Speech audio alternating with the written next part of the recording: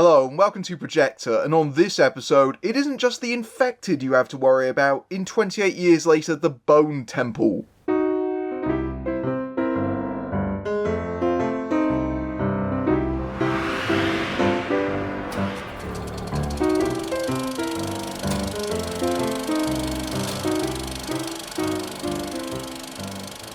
Directly following the previous film, Dr. Ian Kelson, played by Ray Fiennes, begins to strike up an unusual relationship with infected Alpha Sampson, played by Chai Lewis Parry, that makes him question the nature of the rage virus. Meanwhile, Alfie Williams' Spike finds himself trapped in the marauding satanic cult of the Jimmies, led by Sir Lord Jimmy Crystal, played by Jack O'Connell. When Sir Lord Jimmy becomes aware of the Bone Temple, their stories collide. Back in 2002, Danny Boyle's 28 Days Later reanimated the zombie genre, and it hasn't really left us since. You cannot overstate how influential that film was, especially the energetic style that Danny Boyle brought to it, and the rough DV quality, giving it an almost documentary-style sense of grit and reality. And 28 Days Later is genuinely terrifying in places, and has felt rather eerily prescient in the years since, especially those scenes of Jim wandering through the empty London streets that were hauntingly echoed during COVID. But it also had a Romero-like social commentary,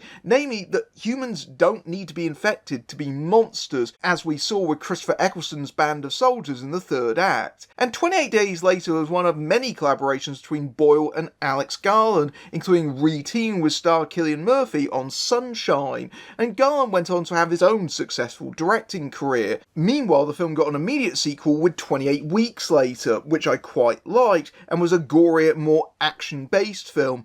But the way the franchise has continued, the more it looks like an outlier, as it's a more conventional horror film. After a long period where the rights were in limbo and then got sold to Sony, Boyle and Garland returned to the franchise for a new sequel trilogy, which of course led to 28 Years Later, which was released last summer, and then this follow-up just months later, The Bone Temple, which were written and shot back to back with each other. Garland wrote the script for both, and while Boyle directed Years, he stepped back into a producing role on Bone Temple. Taking his place in the director's chair this time is Nia DaCosta, her second film in just a few months after Header, and previously helmed The Marvels and the 2021 Candyman Legacy sequel. And the third film to complete the trilogy is already in pre-production after positive early response to The Bone Temple, likely with Boyle returning to direct it, although Bone Temple's muted box office might still impact it. Now, I saw this in a back-to-back stream with Years, and honestly that seems like the best way to see it because the two are made so close together, and Bone Temple is running with a lot of the ideas that it set up.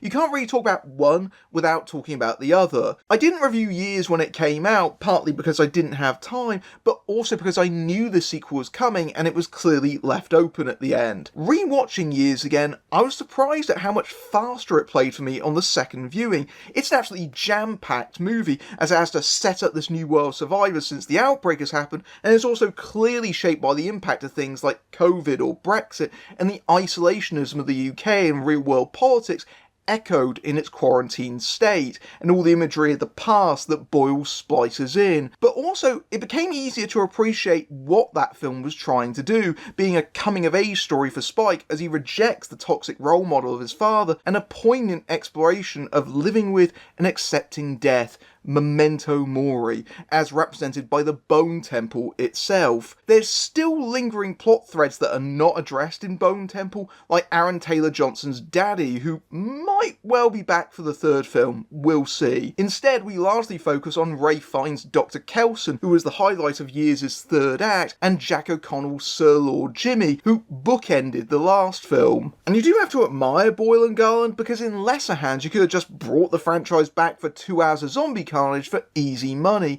but it's clear they brought it back because they had something to say and fresh creative directions. And 28 Years Later has divided fans because it isn't quite what you'd expect, and Bone Temple leans even harder into that. It might well be both the darkest and most eccentric entry to date, and that's saying something when the last one had an infected childbirth scene. But it almost feels like Garland kept his oddest, most surreal ideas for Bone Temple as it embraces the middle entry weirdness and delves deeper into this world and characters. So we get to spend a lot of time with the architect of the Bone Temple, Dr. Kelson. In the last film, he was a somewhat elusive, Kurtz-like figure whispered about by those on Holy Island as someone who'd gone completely mad.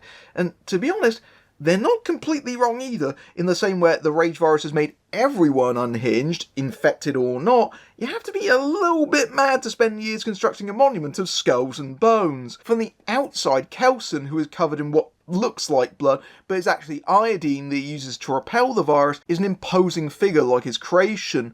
But once we get to know him, he's probably one of the few halfway rational people left, with an uncommon gentleness amidst the brutality that surrounds him. Even his creation has a strangely moving beauty about it as a living memorial. In spite of everything that has happened, Kelson has kept his humanity, and that's the thing the Bone Temple is exploring throughout. The usually impeccable Fiennes continues to give an exceptional performance as Kelson, who is quite a lonely figure, but also in some ways quite an amusing one as well.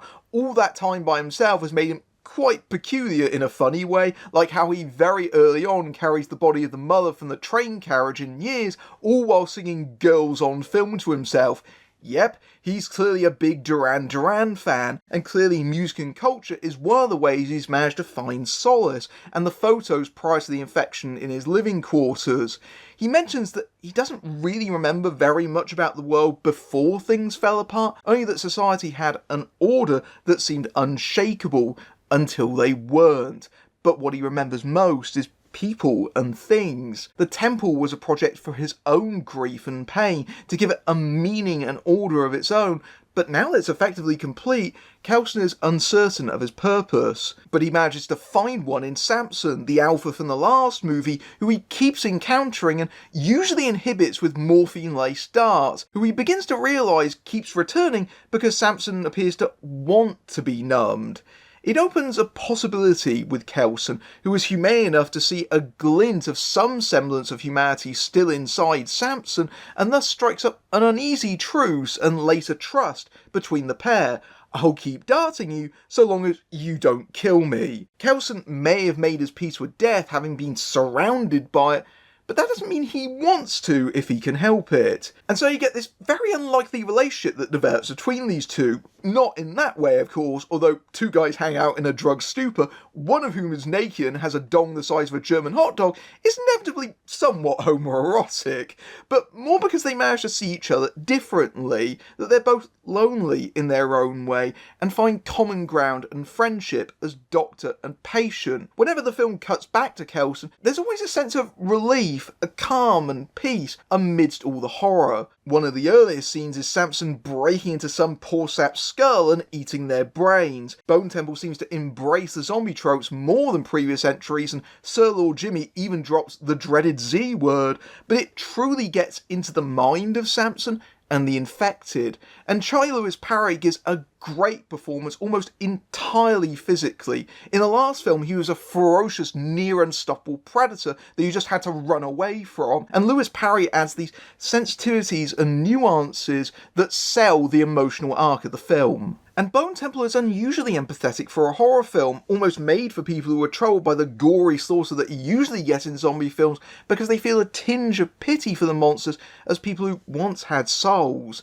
It's a very Romero-esque idea, evoking Burb in Day of the Dead, and the nature of the series Infected means it's well positioned to explore this idea in a delicate and thoughtful way. But monsters don't have to be zombies, they can be human too, such as Sir Lord Jimmy Crystal, played by Jack O'Connell, hot on the heels of a deliciously villainous turn in Sinners. We got Jimmy's backstory in the opening sequence of Weeks, as a kid who saw infected parents slaughter their own children watching Teletubbies in his rectory home, and then running to his priest father, who celebrated the end of days over protecting his child. "Father, why have you forsaken me?" he uttered, carrying his dad's cross with a pretty heavy obvious double meaning. And that trauma has shaped him into this deeply twisted person. Like Kelson, he carries the culture that is frozen at the point the virus hit, but is inverted and distorted it. He is a man of faith, but his cross points downward, not upward.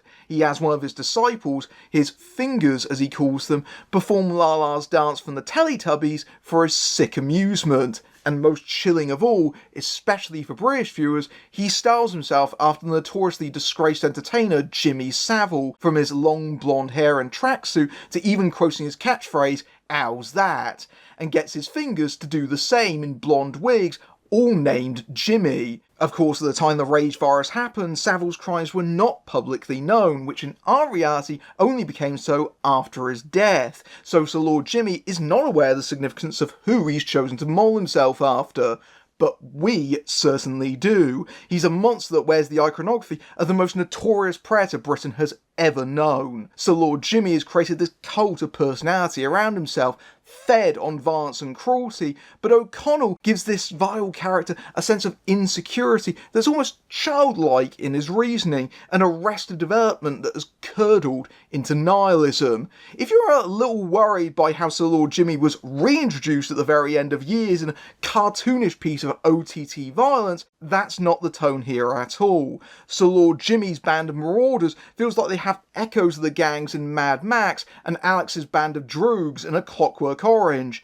If the violence in the previous film was exaggerated and comic bookish with bullet time impact shots, death in the Bone Temple is often agonisingly slow and protracted in an uncomfortably realistic way. From Spike's initiation into the Jimmies to a lengthy section where they terrorise a farmhouse and enact torturous acts of charity, which is honestly one of the most disturbing sequences I've seen in a horror film in a long time, and unsurprisingly earns the film's 18 rating, is extraordinarily barbaric, and Sir Lord Jimmy revels in his sadism, and DaCosta manages a careful balance of capturing its pure evil ugliness without exploiting it. Obviously, the film is drawing towards the point where these two storylines converge, and that initial confrontation is so interesting because Kelson and Sir Lord Jimmy just sit down and talk. It's laced with tension, and yet these two polar opposites manage to find a sort of understanding of their own, even a sort of father figure that Jimmy never had. It's a pity then that Jimmy is a sociopath, but that encounter is beautifully acted by the leads. Unfortunately, because the film puts so much emphasis on Kelson and Sir Lord Jimmy, it does feel like Spike as a character is somewhat sidelined here. Spike was very much the central character in Years, whereas here he's largely at the mercy of the Jimmies, often traumatised by what he has to witness and occasionally making futile attempts to try and escape. Spike is at least taken pity on by Jimmy Inc., played by Erin Kellyman, who is starting to doubt her faith in Sir Lord Jimmy's beliefs and leadership. That serves as an echo of Spike's own rejection of his father in the last film and makes the dynamic between the characters feel plausible. And Alfie Williams continues to give a good performance. I just wish there was more for his character to actually do than just look anguished. But what really impresses is Nia DaCosta's direction, who I think puts her own style on material that gives the century its own unique identity, like the ones before it. Years was famously largely shot on modified iPhones to give a similar roughness to the DV look on Days, and it had this very wide and narrow 2.76 aspect ratio with lots of extremely distorted shots. Boyle's film was quite experimental, and you either loved that look or you hated it, and I felt a bit mixed rewatching it on the big screen where the flaws are very apparent. For all the striking moments, there's a few low light scenes that have very digital ugly softness.